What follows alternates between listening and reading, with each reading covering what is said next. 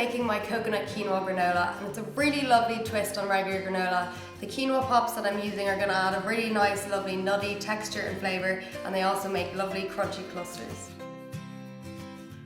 So I'm going to start off with my dry ingredients, and I've got about 1 cup of quinoa pops here. So I'm going to pop these in here.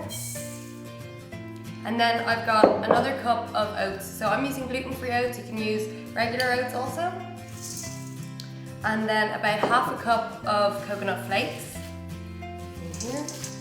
And half a cup of desiccated coconut. So I'm just going to give this a good mix, make sure everything's whisked together well. And then I'm going to add in my wet ingredients. So I've just got about a 1/4 cup of melted coconut oil here. Just drizzle that in. And then about a 1/4 cup of sweetener. So I'm going to be using agave. I think for this recipe agave or maple syrup tastes best, but you can also use date syrup, honey, anything you like. And then I'm just going to give that a really good mix, make sure everything's coated.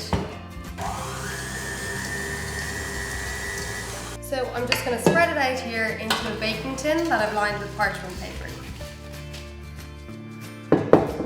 Just going to make sure you spread it out really evenly, get into all the corners so that it browns really well. And you're just going to pop it in the oven at 180 degrees for about 20 to 25 minutes. I like to check mine after about 15 minutes, make sure it's cooking up evenly, and take it out when it's a nice crunchy golden brown.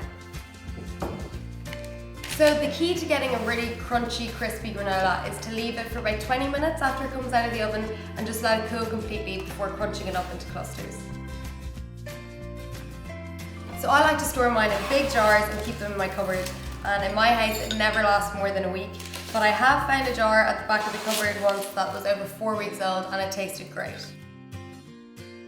So apart from having this straight out of the jar, then my other favourite way to have it is with some coconut yogurt and berries. Don't forget to subscribe to this channel so you can stay up to date with all my videos, and you can find this recipe and loads more on thelittlegreenspoon.com.